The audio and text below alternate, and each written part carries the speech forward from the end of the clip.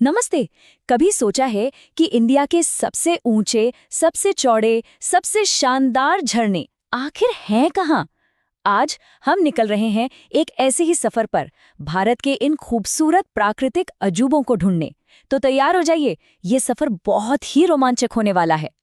अच्छा, इससे पहले कि हम आगे बढ़े, एक मिनट रुककर ये सोचते हैं कि आखिर एक झरना होता क्या है। मतलब ये सिर्फ चट्टान से गिरता हुआ पानी तो है नहीं, ये तो प्रकृति की असली ताकत और उसकी कला का एक जबरदस्त नजारा है। एक ऐसा सीन जिसे भूलना मुश्किल हो जाता है। तो सवाल ये है कि भारत जैसे इतने बड़े देश में शुरुआत कहाँ से की जाए? हर कोने की अपनी अलग ही खूबसूरती है।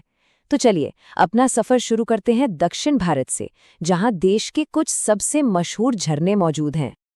तो चलिए आ गए हम दक्षिण भारत में, एक ऐसी जगह जहां नदियां चट्टानों से टकराकर शानदार झरने बनाती हैं।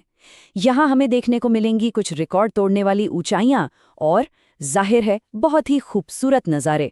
जरा इस नंबर को देखिए, 455 मीटर, 455 मीटर्स। ये भारत के सबसे ऊंचे झरने की हाइट है। कोई अंदाजा है ये कौन सा झरना हो सकता है? और ये है कर्नाटक का शानदार कुंजिकल फॉल्स। जी हाँ, भारत का सबसे ऊंचा झरना। अब इसकी खास बात ये है कि ये एक टियर्ड झरना है। मतलब पानी एक बार में सीधे नीचे नहीं गिरता, बल्कि ऐसा लगता है जैसे किसी विशाल सीढ़ी पर स्टेप बाय स्टेप नीचे आ रहा हो। वाकई देखने लायक नज़ारा होता है ये। कर्नाटक में ही हमारा अगला स्टॉप है जोग फॉल्स। ये अपनी बनावट के लिए बहुत फेमस है। पता है क्यों?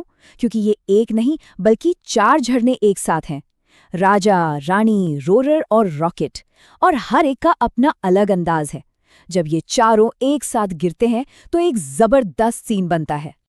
अच्छा, अब तैयार हो जाइए एक ऐसे झरने के लिए जिसे एक बहुत बड़ा नाम मिला है, भारत का नियाग्रा। अब ये टाइटल ऐसे ही किसी को नहीं मिल जाता। ये सिर्फ उन झरनों को दिया जाता है जो वाकई में बहुत ही भव्य और ताकतवर हों।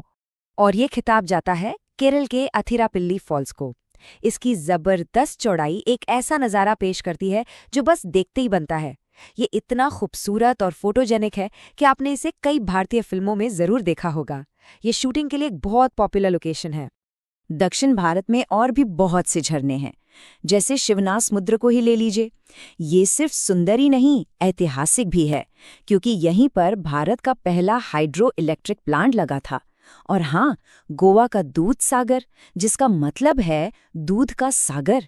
और जब आप इसे देखेंगे ना तो लगेगा कि ये नाम बिल्कुल सही है। चलिए अब दक्षिण से चलते हैं सीधे नॉर्थ ईस्ट की ओर। हरी भरी पहाड़ियों और खूब सारी बारिश वाली जमीन। यहाँ हमें एक अलग ही तरह का सबसे ऊंचा झरना मिलेगा। एक ऐसा झरना जो ऊंचाई की हमारी समझ को थोड़ा बदल देगा। यहाँ ये समझना जरूरी है कि ऊंचाई भी अलग अलग तरह की होती है। जैसे हमने देखा, कुंचिकल एक सीढ़ीदार मतलब स्टेप्स वाला झरना है, लेकिन एक होता है प्लंज वाटरफॉल। इसका मतलब है जब पानी बिना किसी रुकावट के एक ही धार में सीधा नीचे गिरता है। और भारत के सबसे ऊंचे प्लंज वाटरफॉल की कहानी हमें नॉर्थ ईस्ट ही ले जाती है। और ये रहा मेघालय का नौहकलिकाई फॉल्स। 340 मीटर की सीधी एक ही धार में गिरावट। यह है भारत का सबसे ऊंचा प्लंज वाटरफॉल। और इसकी ताकत का राज चेरापूंजी की जबरदस्त बारिश, जो इसे साल भर बहता रखती है। मेघालय में एक और कमाल की जगह है सेवन सिस्टर्स फॉल्स। जरा सोचिए, एक नहीं, दो नहीं, पूरी 7 धाराएं एक साथ एक ही चट्टान से नीचे गिर रही हैं। एक बहुत ही खूबसूरत और शानदार नज़ारा बनता है। खासकर मॉनसून में तो देखने लायक होता है। हमारा सफर अब हमें ले आया है मध्य भारत में। ये इलाका एक अलग ही चीज के लिए जाना जाता है, चौड़ाई। जी हाँ, यहाँ हम देखने वाले हैं भारत का सबसे चौड़ा वाटरफॉल। हमने ऊंचाई की तो बहुत बात कर ली, पर चौड़ाई का क्या? सोचिए एक ऐसे झरने के बारे में जो इतना फैला हुआ हो कि पूरी की पूरी नदी उसमें समा जाए। ये एक ऐसा नज़ारा है जो सच में हैरान कर देता है। तो मिलिए छत्तीसगढ़ के चित्रकूट फॉल्स। हाँ, इसकी ऊंचाई उतनी ज्यादा नहीं है, लेकिन ये कमी ये अपनी जबरदस्त चौड़ाई से पूरी कर देता है।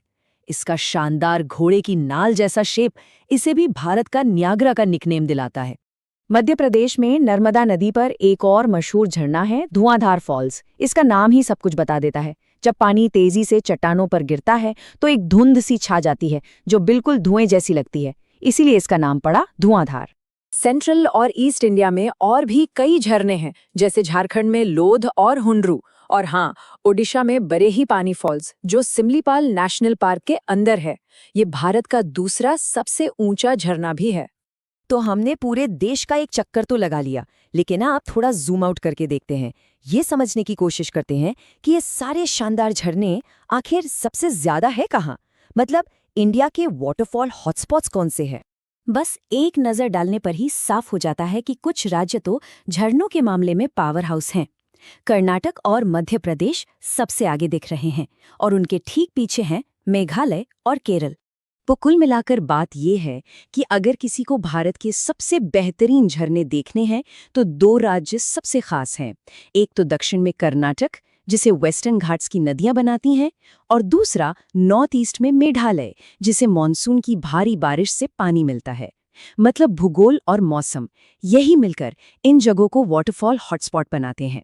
तो बस हमारा ये सफ़र यहीं ख़त्म होता है, लेकिन जाते जाते एक ज़रूरी सवाल भी छोड़ जाता है। ये सारे झरने मौसम और बारिश पर निर्भर करते हैं। जिस तरह से क्लाइमेट बदल रहा है, मॉनसून का पैटर्न बदल रहा है, क्या ये प्राकृतिक खजाने अगली पीढ़ी के लिए ऐसे ही बने रहेंगे? ये एक ऐसी बात है जिस पर हम सबको सोचने की ज़रूरत है। नेक्स्ट वीडियो देखने की लाइक सब्सक्राइब जरूर करें और बेल आइकन को दबाएं। धन्यवाद।